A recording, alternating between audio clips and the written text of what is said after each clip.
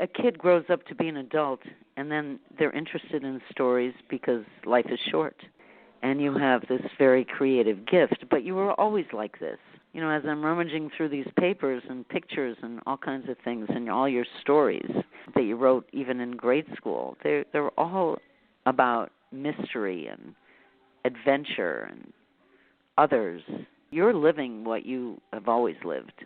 It's just deeper now that you're growing up. Welcome to Your Mom. Your Mom Podcast. Your Mom's Podcast. This isn't any podcast. This is your mother's podcast. My Mom's Podcast.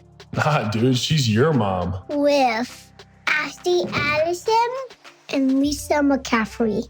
Your mom is a podcast. Shut up, dude. Welcome to Your Mom on the Road, special LA edition. Let's make it a normal episode. Let's make it a normal. Let's do this is going to be part of a reoccurring series that we're just starting. Yogi Roth, the one and only. Welcome to Your Mom. And I should just set the scene really quickly here. We are at our dear friend Kim's house in LA the day before Mother's Day. And we'll get into exactly why we're having this conversation right now. But I want to start with, you've had me on like 17 of your podcasts. And this is the first time I've been able to welcome you to my podcast. So this is like a really good moment for me. Yeah. Well, we always know who can show up when you need a guest in a pinch. You've done that for me many times. Yeah. You're like, hey, no, my guest fell through. You want to come on the pod? Hey, you do things for one another, right? We do. But I am so excited for you. Thank you. I know we're recording this around Mother's Day. I got to listen to you and your mom at the Eiffel Tower, right? It's not LA, but wow, that was amazing to hear, because I think both of us would say we know each other as well as we think we know someone, at least over the last decade plus. Yep. And it's just not true. Like, there's so many things to unearth. There's always a new angle. You do this as a storyteller. You can interview the same person 100 times and find something new about them. And I got to learn a lot about you. And your mom. Was there anything that surprised you? I mean, I laughed a lot. Okay. You kind of probably understood me. Lisa said this. She's like, I understand you more, having listened to your mom and seen. Well, I think the greatest trait that I would say of you is that you really live with empathy. Like that's a first principle for you, or that's a skill that's front loaded. You don't have to be like, oh, I should have empathy about that person. You live that way, and then to see and hear your mom and the sacrifices she made and the decisions, you kind of saw it as it was happening. It's probably made more and more sense as life has gone on. And of course, after that conversation, but I was like, damn, Ashley really does see the good, and you take a pause before you judge. And I think you get that from your entire upbringing. And that's what I took away from that conversation. You know what? Should have had you on this podcast a long time ago. Okay, tell me what else. In LA, we got you. No, thank you. I appreciate that. And I will say thank you, because you have been a huge supporter of what Lisa and I are doing here since day one, truly for the last 11 years. For those of you that don't know, Yogi is a colleague of mine at Pac-12. We helped launch that thing almost 11 years ago, which is crazy. There's a really bad YouTube video if you want to go find it online. But I just think about it every stage you've helped. You are someone who has a growth mindset. And so when I came to talk to you about this idea, you've been so encouraging and helpful and given me so much advice. And I will just say, do you remember about maybe 6 months ago, you sent Lisa and I a text? Do you remember what it said? I remember the concept around the text. Yeah. But I don't remember the exact verbiage. Well, I remember it was and we get a lot of feedback on the show, and we hear from different people about what resonates with them, which is interesting, because things that resonate with me that moms say isn't necessarily what resonates with other people. But you texted Lisa and I, and it was this moment that I was like, oh, we really have something here. And I have heard from other people who have said a similar line, which is, you basically told us, being able to listen to you guys and have these conversations, I feel like I get to be with my mom. Yeah. There is and you lost your mom 2.5 years ago. Yeah. Okay. And we're going to talk about her. That's what this whole show is going to be about, is honoring your mom. But I remember it hit me. I still remember the feeling I had when I saw it. I was like, there couldn't be a kinder compliment or something that it felt really real. And what I realized, and the reason why I want to have this conversation right now this weekend, is we spent the last year talking about moms and celebrating motherhood and all. all to the culmination of Mother's Day and all the content that we're putting out. And what is not lost on me is that Mother's Day for me is it's one of my favorite days of the year, right? Like I get to connect with my other mom friends. I get to have a little alone time. I get to sleep in but it's not that way for everybody. And Mother's Day represents, I think, there's a lot of layers to it, and pain and loss, and people who have either lost their mothers or perhaps don't have a good relationship with their mom. I think this day represents a lot more. So I wanted to acknowledge that through a conversation with you and honoring your mom, who was this amazing woman. And you talk about the conversation that I had with my mom. You recorded a podcast with her back in 2016. Was it your very first podcast on your show? Very first podcast, yeah. We're going to bring her in right here and see how this thing works. Mom, you there? I'm here. Oh, nice. So welcome to the podcast. This is the first interview I've ever done on this thing. All right. I'm glad I'm honored to be a part of this. How's it sound? First Sound things right? are always the most important things, you know. What gave you the idea to do, what was the impetus for having your mom as your first guest? Yeah, it was really clear. So I made this documentary called Life in a Walk about my dad. And I remember, and I wonder like what you think about this in the last year you've done these conversations, like daughters and moms have a relationship. We heard that with you and your mom. Sons and dads have relationships, sons and daughters, moms and dads. Like they're not the same. Right. And I made this film about my dad, and I remember like yesterday, them watching it, sitting beside me. We rented out a theater in Hollywood for just us. Like they flew into LA and we were premiering it that night. And I was like, you're going to land and watch it. And it was, I never sweat more other than when like I was shopping for wedding rings. Never in my life, like, or engagement rings, I guess you'd say. And I watched them watch it. And I was sitting next to my dad and my mom was one seat over. And I saw both of them like tearing up as it's going on. And she goes, it's a beautiful tribute to your father and your relationship. And the movie did really well. And afterwards I was like, I got to do something with my mom. Mm-hmm. And I was launching this next concept for Yogi, right? And it was a podcast. And I was like, it just makes sense to interview her. And she's always had great depth. She always has great depth. And I was like, I need to capture it. Much like for my dad, I did it selfishly for me, but really for my kids and their kids. And we were talking about this the other night, like after 2 generations, like who knows if you're even an idea anymore or memory. No one knows what. Yeah, now it's recorded. Capture it and record it. So that was in March of 2016. And it's a beautiful conversation. And Devorah Roth is your... Devorah. Yeah. Devorah. And Devo is what Devo. Yeah. I was listening to it last night and this morning because I didn't know you did it. When we were chatting, you said, yeah, I recorded a podcast with mom. I'm like, how have I never listened to this? Have you listened to it since she passed away? Oh, yeah. Yeah. So in the Jewish tradition, there's this candle. It's called the Yahrzeit candle. Familiar? Yeah. So for those that may not, that are watching or listening, it's this little candle that burns for 24 hours. So any high holiday, any day that is monumental, could be Mother's Day, birthday, day they passed away, or a holiday, you light this candle and you kind of, at least my understanding of it, like you say a prayer around it. And what I love most about it, like you could see it with your kids, you light a candle, they could just stare at it. Like it slows down time. And every time I do that, whether it's for my mom or other people that have passed away, we do it in our house now, whether it's my wife's dad or whatever, you really talk to it. Like, and I do. So I'll sit there late at night when everybody goes to bed and the candle will be lit and our kids will see it and we'll do a little spiel around it. And I go up to it. And I did it once with my wife next to me. And it was way different than like when I did it alone. And I love doing it alone. And you just kind of get there and it brings you, it brings like a tidal wave. So here's a story for you. Ever since my mom died, I really believe in signs, and so did she. So every time I see a star at night, which I do every night for the most part in LA, take the dog out, whatever, I look up. First one I see is say, hey mom, how you doing? I say a little prayer.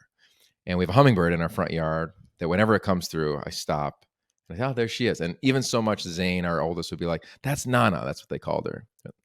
And that's great. But that's just like a brief moment. It's not an emotional moment. It's just kind of like an acknowledgement, right? Kind of like the movie, I think it's Coco or Coca, like, you know, the movie where like if you don't talk about somebody then who passes away, you just kind of forget about them. Yes. So we're always talking to her, and that is super intentional. But when it comes to the Yahrzeit candle, when you look at that flame, it's like a real talk. It's like mom and dad talk, you know, or like mother, daughter, father, son, whatever, like one of those heavy duty. And it's the greatest, Ash. Like, I am always bawling. I'm always letting something out. I'm always getting a response. So I'll do that on Mother's Day too, for sure. You've had 2 Mother's Days since she's passed that away. makes sense, So what is Mother's Day like for you? Because then we're going to talk about Amy, your amazing wife. You do have this like incredible woman who is a mother in your life for you honor, and it's about her certainly. But the first Mother's Day after she passed away, what was that holiday like for you? It wasn't a big deal. It's more around like the day she died or like her birthday. So her birthday is really unique in our house. You referenced Amy, my wife. My mom and Zane, who's our oldest, have the same birthday, March 13th. My dad and Amy's mom have the same birthday. Amy and I are 4 days apart. So like there's like this connection that was always going to happen. Like somebody had that idea and decided to have people born on that specific day. So it's more on like those days.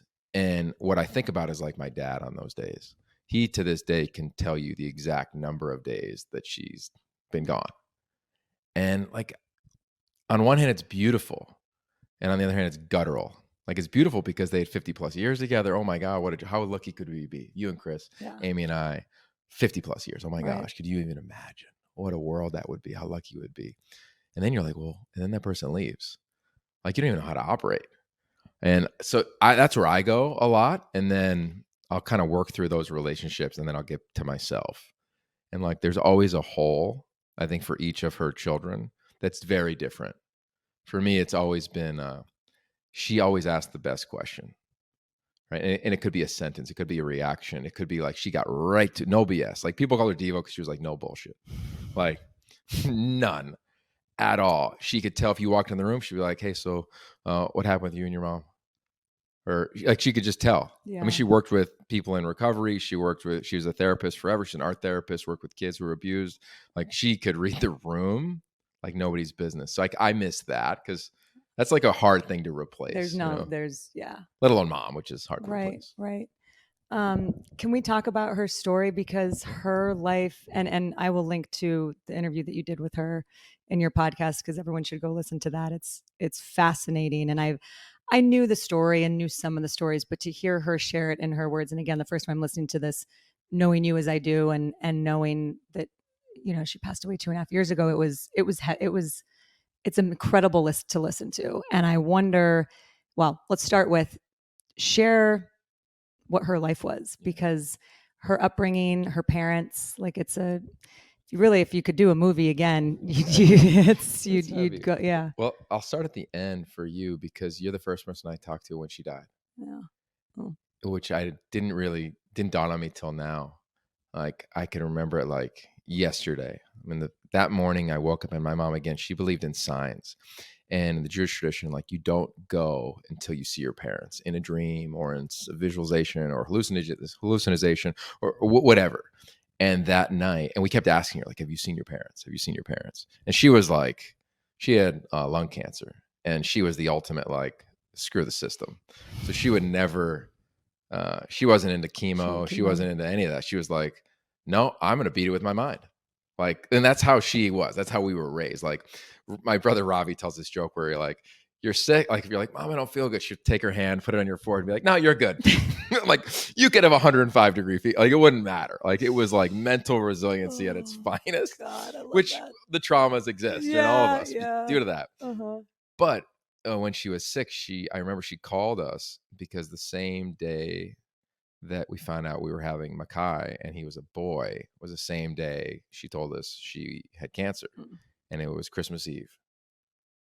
I'll never forget it. So it was Christmas Eve 4 years ago. And she's like, I'm going to be good. Don't worry about it. Mom was a smoker. So to anybody listening, like stop, quit. Like it will get you at some point. And you just saw the steady decline. Every week, twice a week, she would get fluid pulled out of her lungs. And she'd go and she'd get it out and it would be like vials, like felt like buckets. But she'd come and she'd feel like $1 million. Then she'd do acupuncture. She's like, I'm good. I'm doing the natural thing, you know? Anyway. Did you ever try to convince her to do more than that? No, I would never try to convince anybody to do that. I lean probably her way for sure. I would want to do that at that stage of my life, I think. But who knows? And then B, like, you don't want to, I don't think it's kind of like what you do. You don't want to be combative. Like, it's okay there's a way to ask questions. Hey, what do you think about this? What do you think about that? And once she decided to go natural, like, I threw down. So I was calling every naturopath in LA or overseas or whatever. And we were just getting, like, we were shipping boxes of like herbal medicine, like teas. Amy's mom is literally in her backyard, like making tea from all these different herbs from Korea. Like, it was all hands on deck to support that path. Yeah. Anyway, the night before she dies, I wake up in the middle of the night and I had a dream. And then I saw her and her parents. And I'll never forget this. I wish like my wife recorded it, but I FaceTimed my mom that morning and I was like, hey, I saw them. Like, and we'll get to their story to answer your question. You're good.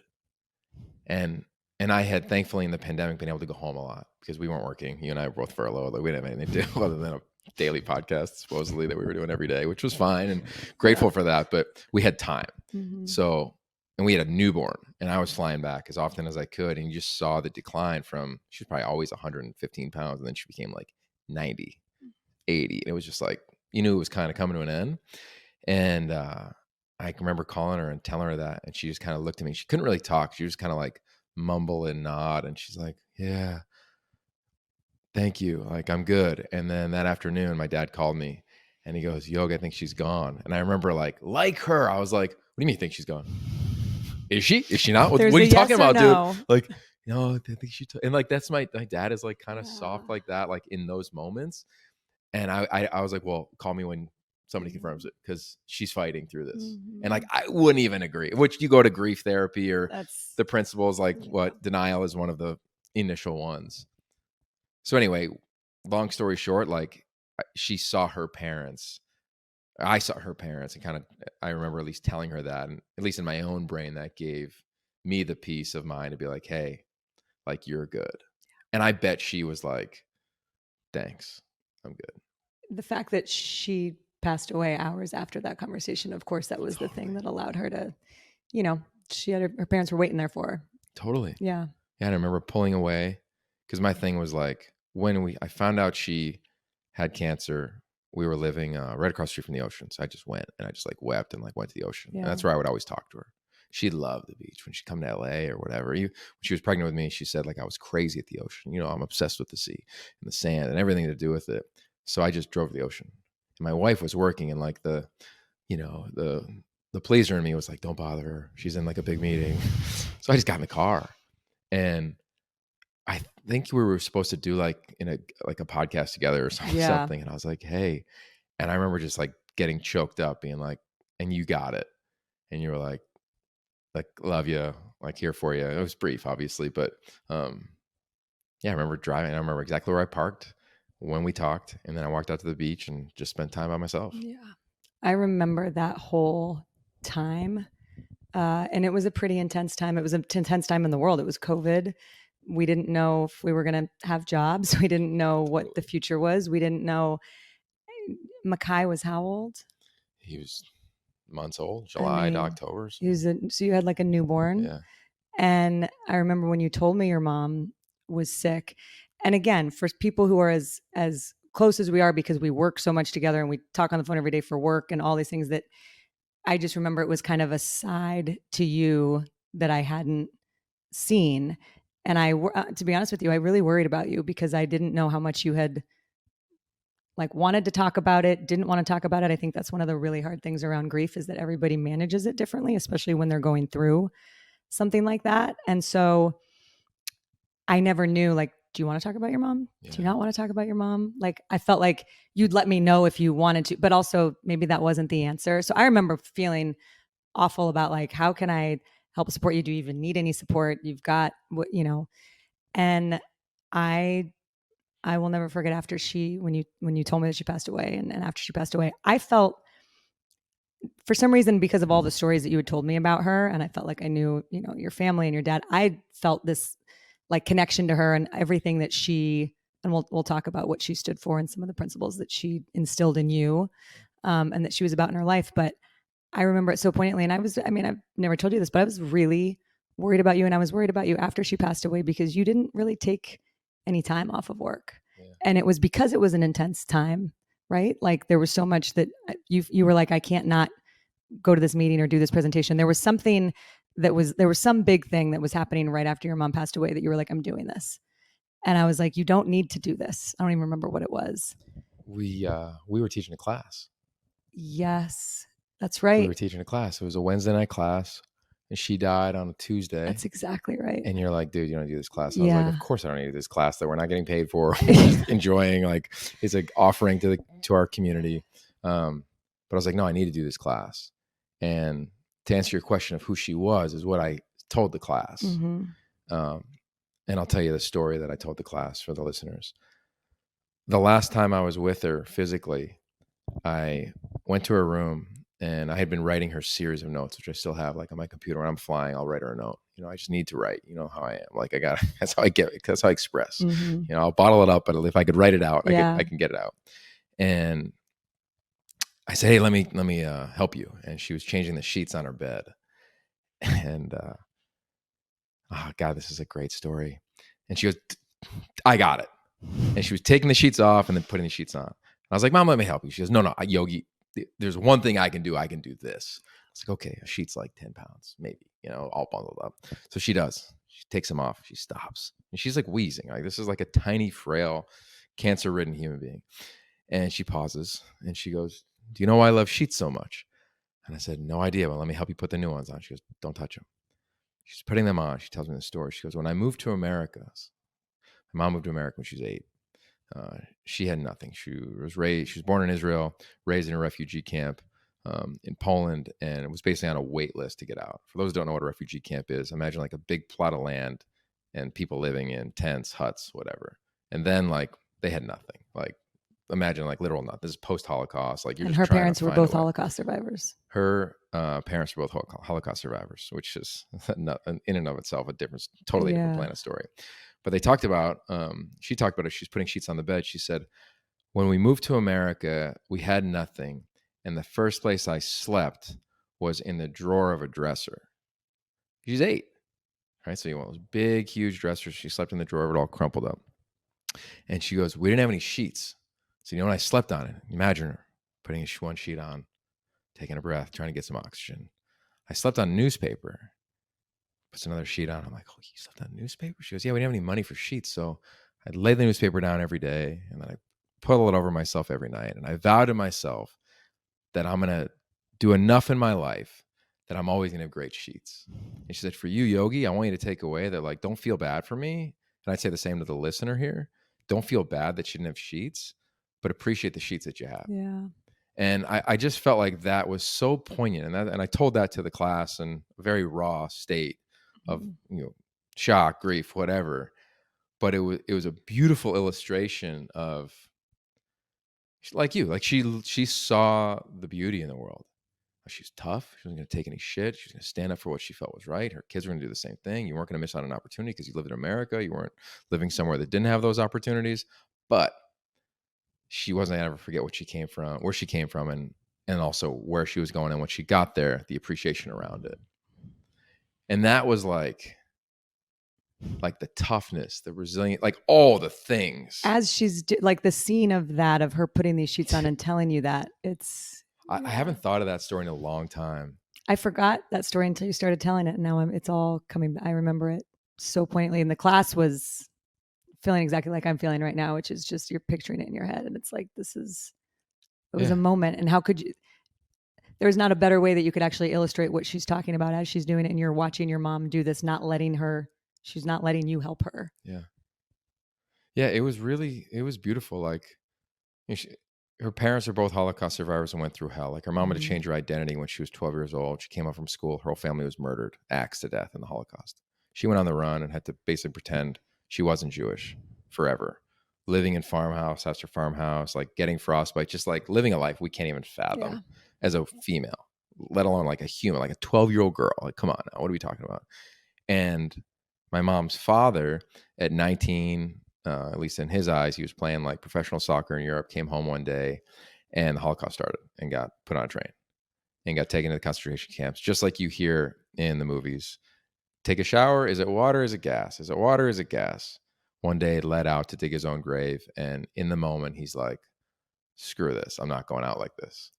And he takes off and he gets shot 8 times in his upper left shoulder, lies on the ground for 2 days, picks himself up and walks his way to a home, knocks on the door. Who knows what the religion of that woman was. But she probably wasn't Jewish, but she didn't ask what he was. She just took care of him. And I say that because that was like what was embedded in on my mom and her brother of like, do you take care of people? Like you never know, like it doesn't matter color, religious affiliation. Now here we are, politics. Like if somebody needs you, like, because if you don't do it, who will? And that was always a line. She told that story on your podcast about the painter that her dad that hired this painter who didn't have a leg or an arm. Like there was something that was, and he looked at your mom and said, if I don't hire him, who will? Yeah, totally. When my mom moved to America, then you figure out a life. Yeah. Right. So if anybody who's an immigrant or refugee, you understand this story, you go find your community, usually from that same background, you build a life. And he was like, it's America. It's the greatest place in the world. At that era, everybody thought that. So he started a convenient market. I could see it like it was yesterday, big orange sign. I'd go there, run around the aisles as a kid. But he ended up going bankrupt because he kept giving everything away to all the homeless people, everybody in town. You need this? Get me back later. Get me back later. And he hired somebody as a painter, kind of somebody to like fix things at the store, who had one arm and one leg. And my mom would go up to him as a young child and be like, why'd you hire him? And he would say what you just referenced, which is, well, if I don't do it, who will? Yeah. And I don't know. I just think that eventually, like she was so tough. Like I remember being a kid and being like, oh my God, like my mom is so tough. Like strict or like strict, tough, loud. Yeah. And then you go to Israel and you're like, like Israelis are loud, like they're strict, they're tough. But as a child in the middle of nowhere, Pennsylvania, like you don't think that way. And then you see other moms that are like more loving or more gifting or more just different. And you don't realize that like underneath that is crazy compassion. And I can remember seeing that as a child because she didn't work when we were young. And then she went back and got her master's. She went to night school in art therapy. So art therapy is basically like have your kids draw something at home. And if they don't draw a front door, they don't want to let people in. Is like a basic fundamental exercise, right? Or if they draw mom really big or dad really big and themselves really small, like there's a confidence issue or God forbid worse. So she would say, why am I so tough? Are you like this kid who is just sexually abused, physically abused, mentally abused in a foster home? Like your life's pretty good, dude. I'm not tough. Like if anything, I'm just reasonable. Like you're not tough enough. Like it's kind of like what you interpreted. And it helped because I think all of her kids are really, I don't want to sound like boastful, but I think our emotional intelligence is really high. Yeah. Well, and it's because of that. I think, and I want to, your sister and your brother are incredible, of course.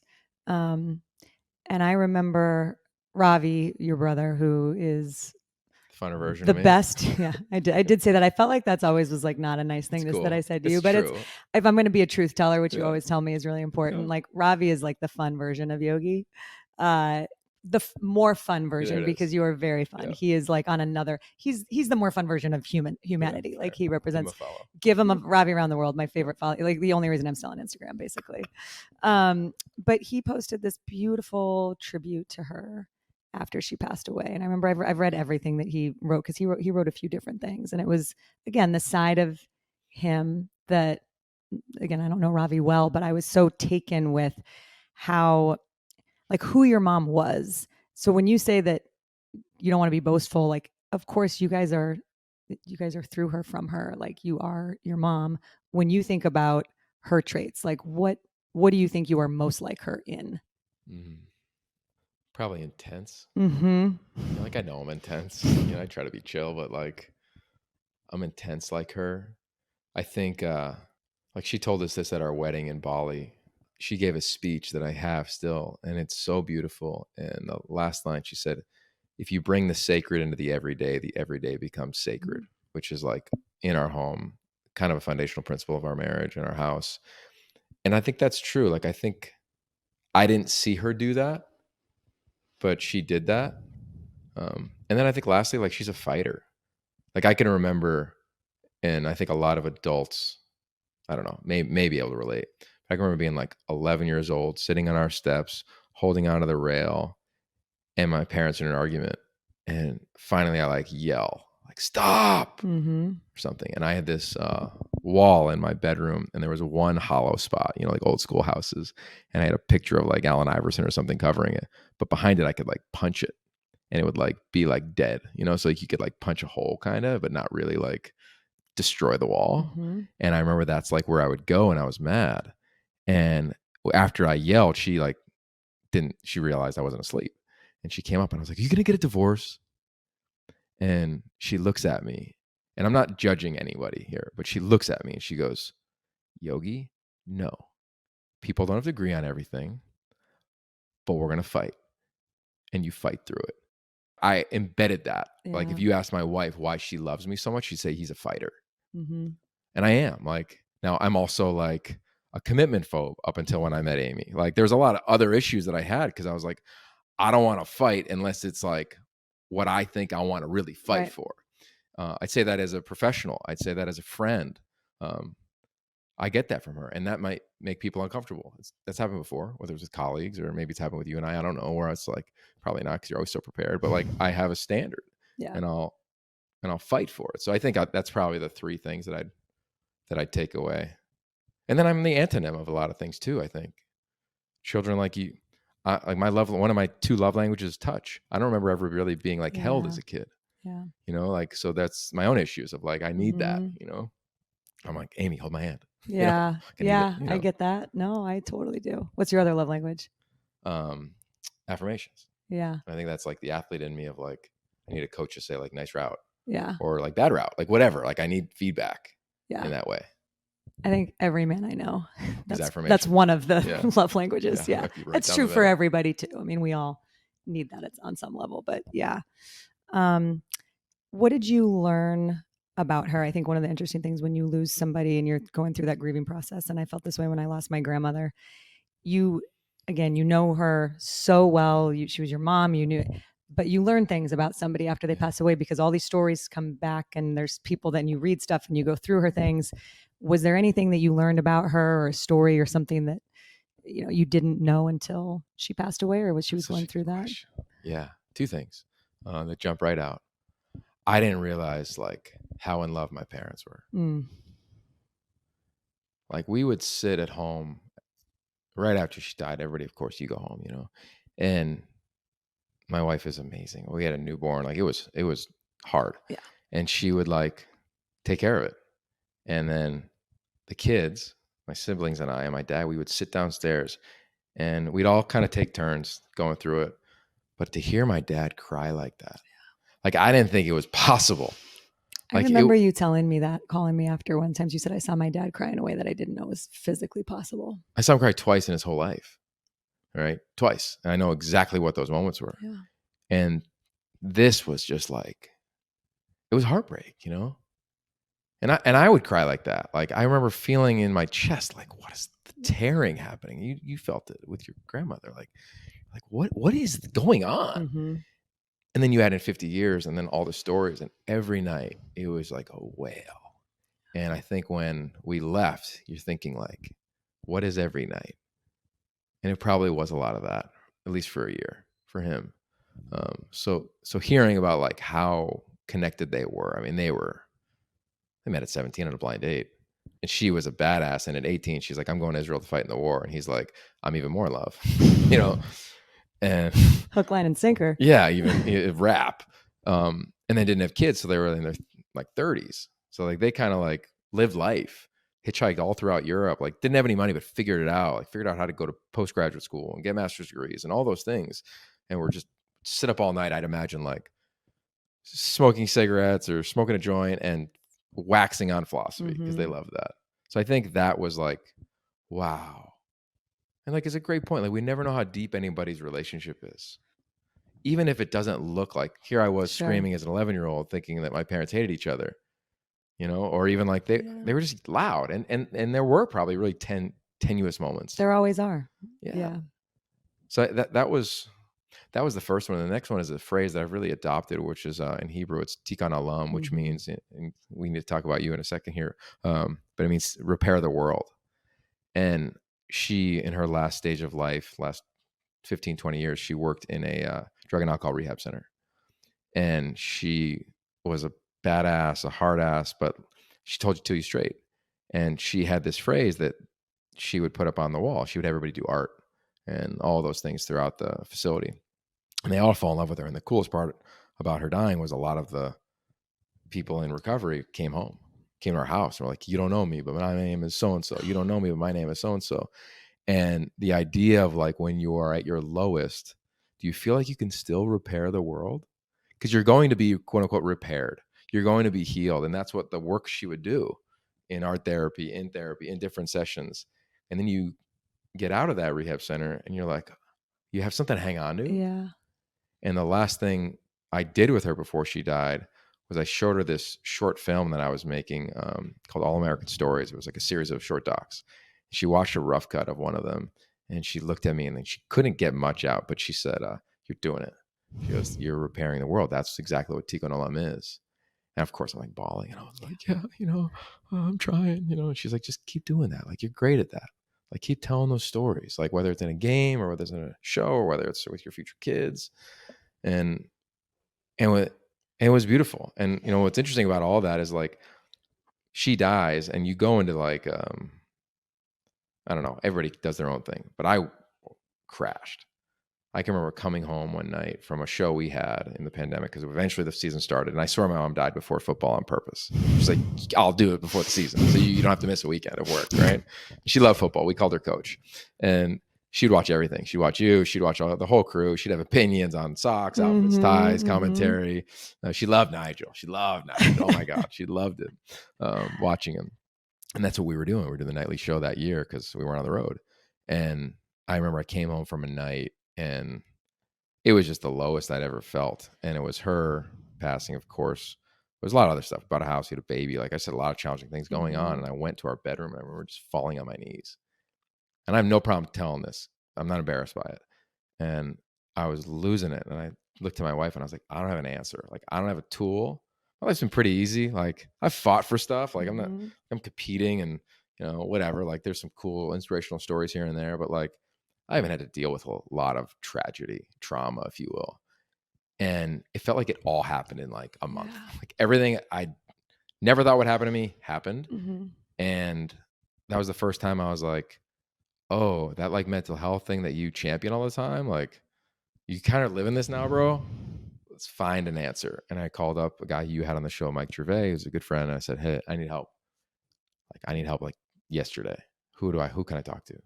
And he connected me with this brilliant family therapist who was USC's first ever sports psychologist in the 80s. Oh. And her conversations like brought me back to life. Wow.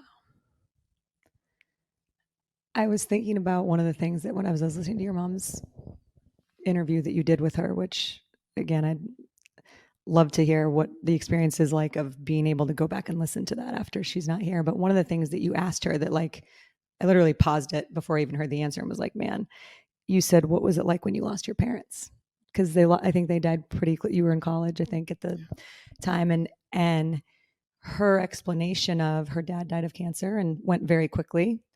And she said that was so sad, but the hardest part was watching my mom fall apart after her husband died, after my dad died. And she goes through and talks about, that experience. And I just thought, I was sitting there, I'm literally listening to it this morning, like, what a poignant question to ask your parent who then, 5 years later, you're going through this really real thing. And you talk about your dad and how in love they were. And I'm just like, how is your dad doing now? Yeah. Because I think that when you lose somebody who is, and you hear about these stories all the time, when there's a couple that's been together for so long and one of them dies, it's usually not too long until the other one also passes away. You've heard all of these different stories. So I saw your dad recently and he's at the Rose Bowl, I think, right? He seemed great, like as great as you possibly could be. And I would love for you to talk about how he's doing now. And also this tradition that I think I want to adopt in my family is that you guys take a trip, just the three of you, the siblings and your dad now every year. Yeah. And did you do that before? No. Okay. So how is your dad doing? And tell us about like how how that trip came to be. Yeah. This is really cool. like, I appreciate you having me talk about this stuff because I don't think I do it enough. You know, You're always the one asking the questions. Yeah. And it feels really good. Yeah.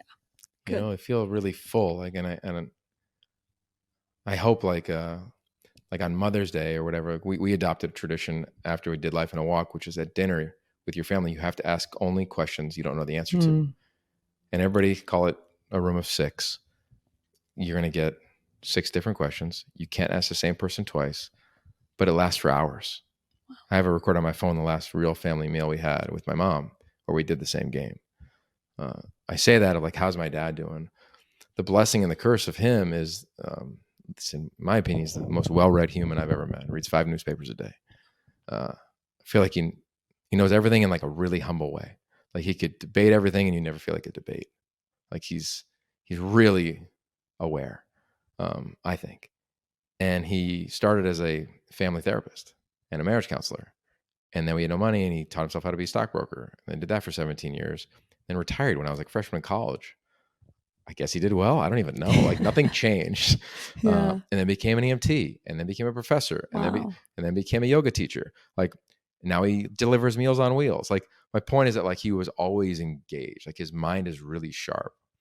And the hardest part to watch was when you're around somebody who has answers to the test. Like he knows grief inside and out. Inside and out, backwards and forwards. This is what he did for a living. Like he can reference Adlerian psychology, and you can go up and down. He had no problem in any conversation around mental space, mental skills, grief, family dynamics, you name it. I mean, it's awesome now as an adult with kids because we could talk about it. Like we've crossed that bridge of like, I don't feel judged anymore as a parent. Yeah. You know, it's just like, it took a while. But how is he doing? Well, at first he was like, I'm good. Like, I know what this is. I got to deal with it. And then we just kept urging him like, hey man, that therapy thing's really good. Like, I know you used to charge people for that, but like you should pay for that. Uh-huh. And he started to go. And he's a talker. And I think what I noticed with him is that when you're a talker and you have nobody on the other end, like a lot of things can change. Like everything can change. Like you're so used to this game of tennis and now you're just hitting it against the wall. And like you can get your workout in, but like the ball's not coming back with any topspin, you know, not any backspin, not any English on it. Like it's just get bored. And that's what you worried about. Like in this tiny town we live in, this big house that he lives in, what are you doing all day? Yeah. And he always found ways to keep himself busy. But the nights were hard. And I remember asking him about that. And I'll give him a ton of credit. He never ran from it. And he knew it. That's where like his knowledge was a blessing and a curse. He's like, I'm not going to go buy a house in California and live in an apartment next to you guys. I'm not going to go move to Florida and go into like a retired community. He's like, I'm going to sit in it. I'm going to sit in it for a year. Come holler at me after that, basically. And the anniversary of 1 year, we all met in New York City. And I flew out there. We had an Oregon State game. I'll never forget it. And we go to this dinner spot and everybody balls around the table. We go. And he's like, your mom basically said to me, like, grieve for a year and then move on. And she was big on that. Like, Amy's listening. You got to grieve for a lifetime. You ain't moving on. I'm just kind of kidding, but not really. Because we're going to go within 10 minutes of each other anyway. We've already agreed upon that. You're going to be holding hands. Yeah, exactly. Yeah. And what was amazing about it is 2 weeks, almost to the day after the 1 year anniversary, he went into a grief yoga class. Grief yoga. My dad loves yoga. And he meets a woman who is also going through grief. They become friends. Now they have a relationship. And like at first, I remember like I heard it and I was like, what? And then I was like, is that like the Devo and me responding real fast? Like, is their reaction? Like, pause. This isn't about you. Call me when you're sure. Yeah. And it's amazing because he isn't constantly grieving her. He's constantly honoring her. But he had the courage to go through the darkest of nights over the course of that first year. And I'm sure he still has some. But to be able to come out and live his life. Yeah. He would said something to me that I don't know how you'll relate to this, or people may disagree and think I'm crude. But he's like, people keep saying, I'm really sorry she passed. And he's like, what the hell is this? Passed? Like, she died. She died. Talk about it. he taught me a rule in our household now. He's like, no ghosts. My mom would say that too. No ghosts. Call it out, talk it out, keep it moving. And I think with grief, we can easily, and I'm great at this, I'm cool, and you're dying inside. And until you hit the floor to your literal knees, you don't ask for help. Like, I would have loved to have asked you for help. Ashley did one of the greatest things anybody's ever done for me, and I didn't even know it until like a year later because I didn't even open the mail. And Ashley bought a tree in remembrance of my mom. And there's a tradition in Israel, at least, and there's many traditions like this, but you honor somebody by planting a tree. And you did it. I didn't actually know that, but I was like, I can't send flowers. I did not know what to do. So that's funny that you didn't know. Years earlier, I did a little documentary. I called it, What Does It Mean to Love? And I went to Israel and I went to where my mom grew up. And it was really cool. My mom told this beautiful story as a child. She's obsessed with flowers. And my kids are obsessed with flowers. And her and her mom would climb a big hill every morning in Haifa, which was a little beach coastal town, port town that she grew up in. And she climbed the hill, but she climbed the hill with a cup of ice. By the time she got to the top of the hill, the ice would turn into water. She'd pick poppies, plant them in, walk down with her mom, take them into the house. Poppies die within 24 hours. They do it every single day.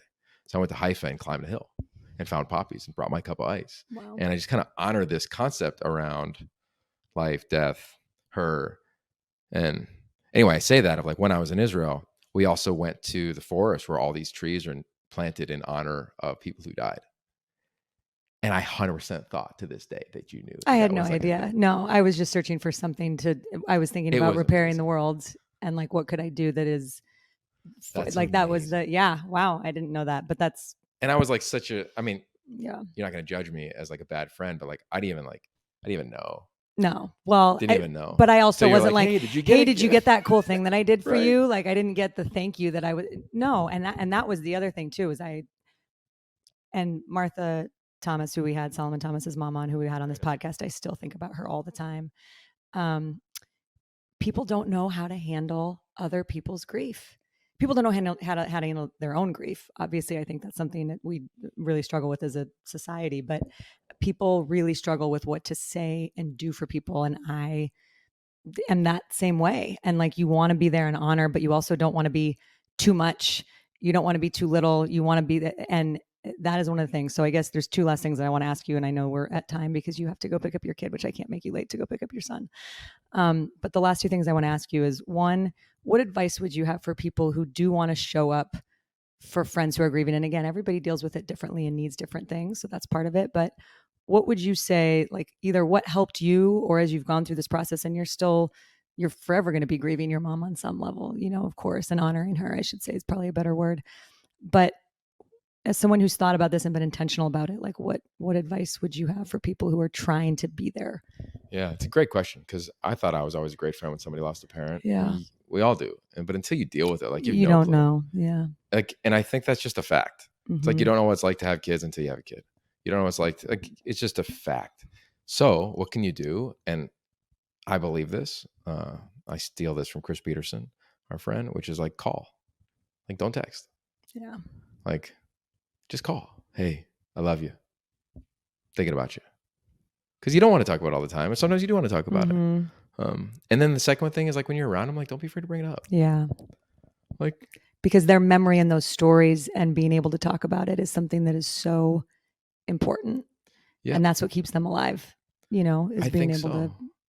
I think so. I really do. Like, and it's amazing to, like, when you talk about it, I think as a parent who's lost a parent, it really helps like the next generation too. Mm-hmm. Like, there'll be times where we'll be laying in bed and Zane will just be like, Dad, I miss Nana. How you doing? And I'm like, where did that come from? Yeah. Right. But like, kids are intuitive, and totally. I think like, if you're repairing the world, like, your job is to keep telling and talking about it. And I think all parents probably embellish a little bit of the stories of how they were raised or who they were raised by. But that's okay. And how tough it was. Yeah. That's okay. Yeah. Like, I really believe that, and you're the master at this, and like, you built a whole show on telling stories, and it's important that we get to the heart of them. Like, the saddest thing to me would be if I learned about my mom at her Shiva through a mask in COVID, or if I learned about my dad in the future. I did a documentary on my dad. I at least have a 90-minute podcast of my mom. Like I have something. So whether it's you get Ashley to come interview your mom, whatever, like do that thing.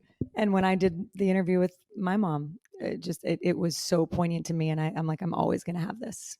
And my kids are going to be able to watch it, and their kids are going to be able to watch it. And it's really powerful. So even again, me listening to the one that you did with your mom, it was incredible. One of my favorite quotes from there. And then I'll ask you one last thing, and I'll let you go on with your Friday night. But your mom, I think I'm going to get this straight. She said that the child is the father of the man. Yeah. Is that right? Basically, the son is father of the man. The son is father of the man. Yeah, but either way. Yeah. And to the point of what Zane, kids being intuitive and being able to teach you things, she said, and the answer to that was when you were talking about, why did you get into football? You never knew football and all this. And she said, because you loved it. Yeah. And so I wanted to know everything about it. Like I learned all of these things because you guys were interested in them, and that was your life, and I wanted to know about it. And I just thought that was such a beautiful, I don't know. There were so many things that your mom said in there that I'm like, put that on a sign, put that on, like, this is, I was literally writing all of these things down because she was so thoughtful of how she viewed life, and she was so articulate in how she wanted to raise you guys. And it was just amazing to hear you ask her all of these questions. Like it was beautiful. And I do think there is something special here. And I said it in the last episode of, if you still can, go record a conversation. And it's hard. Like we do this for a living, and it took until a very long time before I got my mom to hand her a microphone and say, okay, let's do this, and it took a couple bottles of wine on my end. And so, yeah, there's a lot of baggage and there's a lot of stuff, and no one knows how it's going to turn out, but just record it, get her voice, get his voice. You don't have to go make a documentary, but do if you can. Yeah. But it's so special to have for all of those reasons. And I'm glad that Zane and Makai and their kids are going to be able to have that and listen back to it. Yeah. The voice is really cool.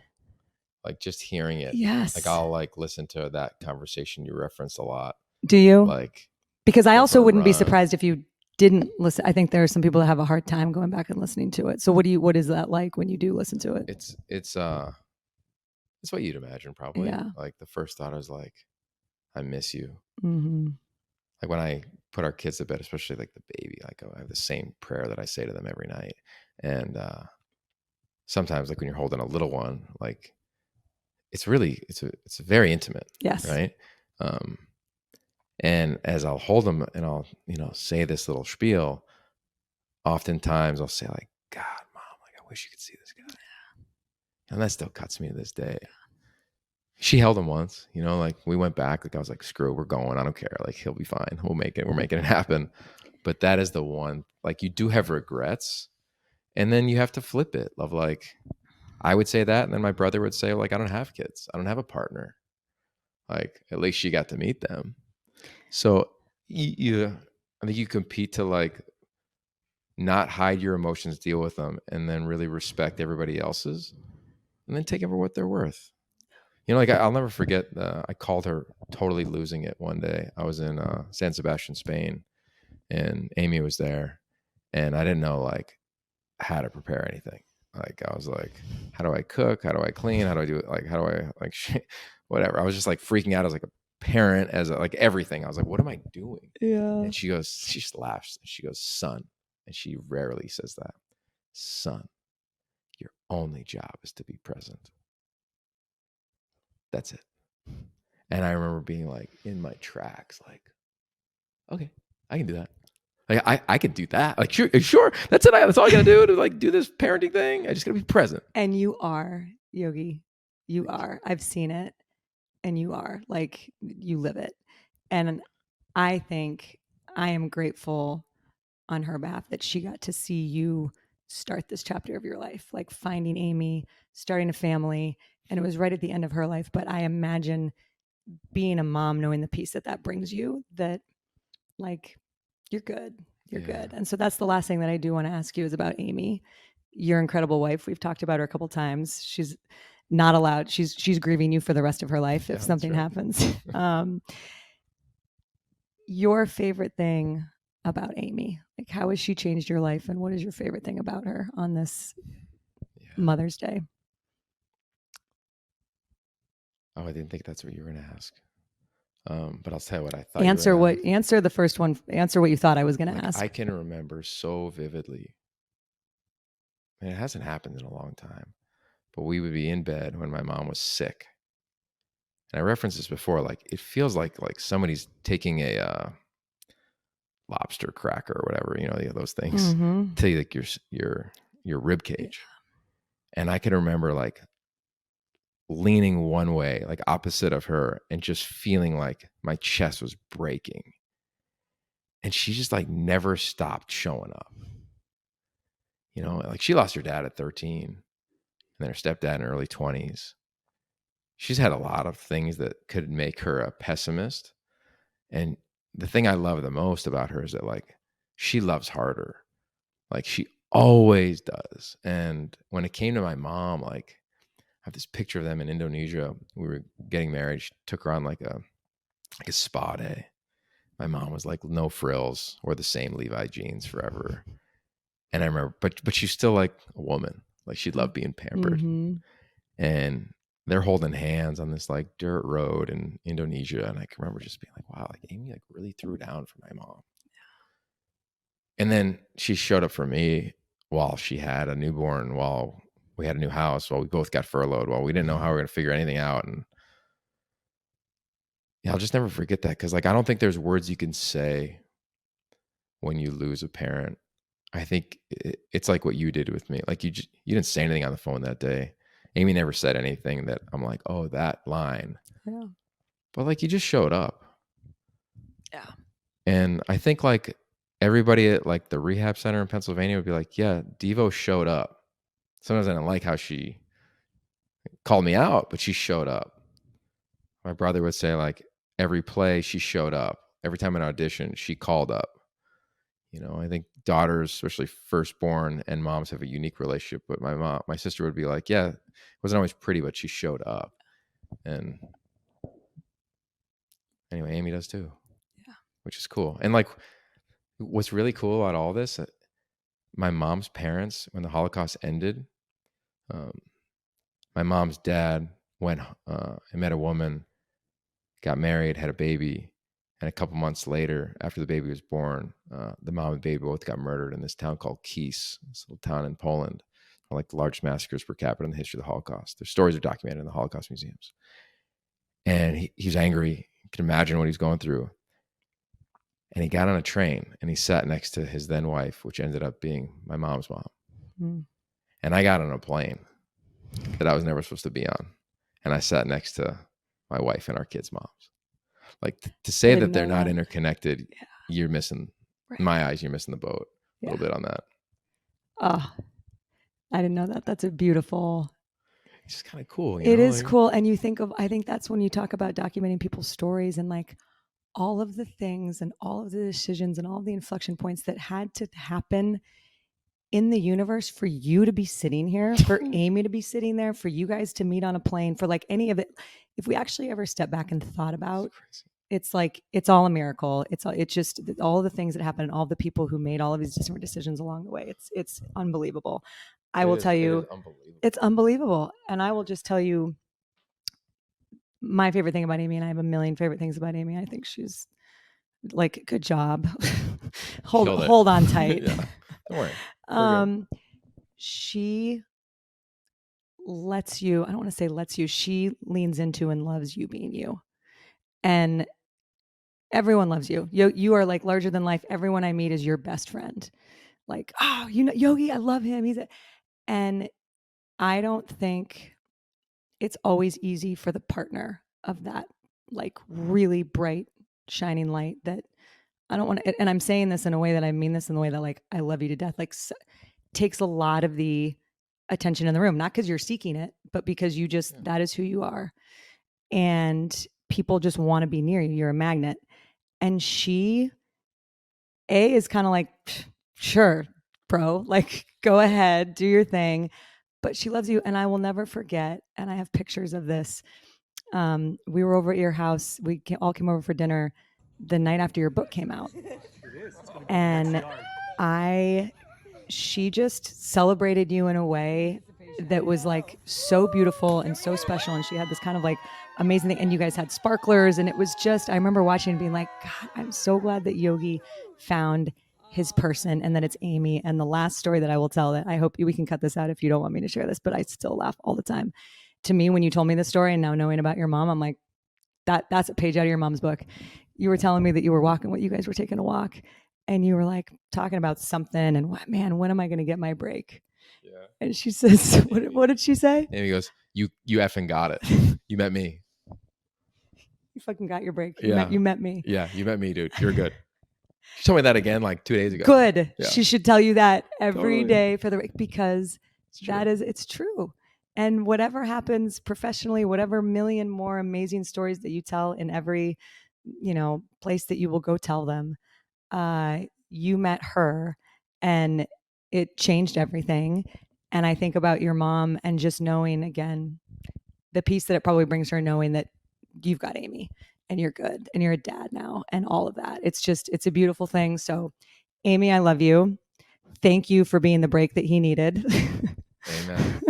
Casting couch. Let's go. And thank you for having this conversation with me. I know we jammed it in on a day that there were 8,000 things going on, and I've wanted to have this conversation with you for a long time. And I think the day before Mother's Day, first of all, for everybody who's listening to this, who's that Mother's Day is really hard for, my heart's with you. I love you. And I hope that you honor that mother in your life in whatever way that you can today. And I will also say, for everyone who still has their moms in their lives, reach out to the people who don't, because I think that's one of the hard things. And we have a good mutual friend who lost her mom when she was very young. And she said, this is like the worst day of the year for me, because you can't go anywhere without all of these, my mom, this mom, mothers. And she said, and it's just, as I've gotten older, it's gotten harder because that void is so much bigger. And I realize I'm just like never going to have that. And she said, people don't reach out anymore either. Like, people used to sometimes check in on me, and she goes, and I've gotten older, that just doesn't happen. So check in on the people. Think of someone you know who might be struggling today, and don't text them, call them. There it is. Hey, great. I'm listening. This show's awesome. I'm listening. Thank you so for being pumped supportive of it. For the future of it. Keep it moving. All right, go pick up your son. That does it for another edition of Your Mom. Happy Mother's Day, everybody. Your mom. You got it. That's it.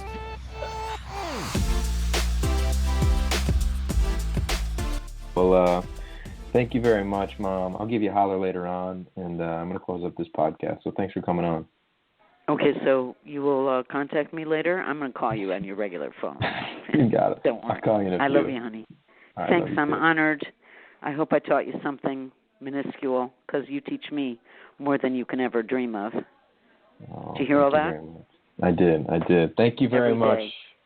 All right, Mom. We'll talk to you soon. All right. I love you, honey. Thanks. Love you Thanks too. a lot.